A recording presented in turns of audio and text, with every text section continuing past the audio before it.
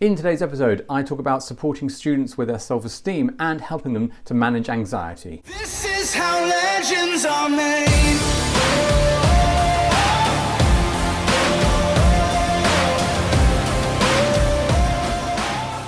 So today's been a kind of a busy day, in as much as in the morning it's been full on with a school talk, giving a session to a group of year 9 children who were around 13, 14 or so, and the focus was about managing anxiety and self-esteem.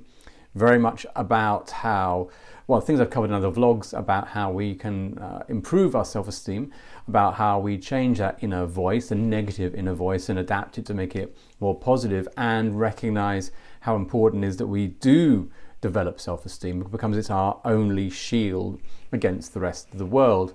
And I think that was one of the big themes I was trying to get across. Is it's actually pivotal in how we manage the challenges we face, be it at exams or into university, or it's going further into the workplace. How we handle challenges really is developed from how strong our self-esteem is and how much of a shield that can be. And I think really drew attention to the fact that when we try and notice things which are good about ourselves, it's not always as easy as we think. Now, it's interesting, some of the reactions were, well, I couldn't say certain things about myself because I'd feel I'm being rude. Now, at that moment, I challenged that kind of thinking and really said, well, look, let's take that example. Through your eyes, for you to say certain things you're good at, you would feel you're being rude. Now, that's your truth, and that's honest for you, but you can also see that some other people don't feel it's rude. To announce things they're good at isn't actually rude. For them, maybe it's natural or it's uncomfortable, whatever it is, but everyone's got a different way of, well, it resonates with everyone in a different way. And again, it's about drawing attention for the students how there is no universal way of seeing something. It's very much individual. So yes, that particular student saw it as being rude to announce something you were proud of about yourself. And interesting that the other students had different reactions.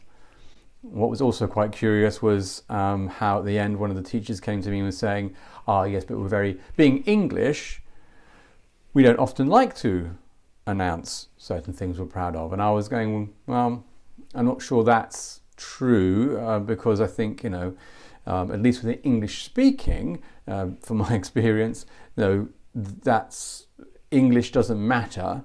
If you're American or Canadian or French or German, I think we can all feel conscious about being positive about ourselves. But what was interesting about her comment was that somehow, we can't be positive about ourselves, or we struggle with it because we're English. But that set up a bit of a limiting belief, so which I had a challenge by saying, well, I'm not too sure that's entirely true, because you're creating a cultural norm which then perpetuates the idea or puts a conflict in place. I think the reality is that culturally, geographically, it makes no difference.